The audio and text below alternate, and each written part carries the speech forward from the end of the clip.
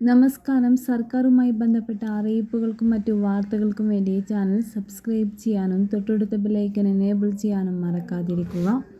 കോടതികൾ അധികാരപരിധി മറികടക്കുന്നത് അംഗീകരിക്കാനാകില്ല എന്ന് സുപ്രീം കോടതി. അന്യായമായി തടവിൽ വെച്ചതിന് നാർക്കോട്ടിക് കൺട്രോൾ ബ്യൂറോ 5 ലക്ഷം രൂപ നഷ്ടപരിഹാരം നൽകണമെന്ന് ഉത്തരവിട്ട അലഹബാദ് ഹൈക്കോടതി ഉത്തരവ് റദ്ദാക്കിയാണ് ജസ്റ്റിസുമാരായ സഞ്ജയ് കരോൾ, മൻമോഹൻ എന്നിവരടങ്ങിയ ബെഞ്ചിന്റെ വിധി.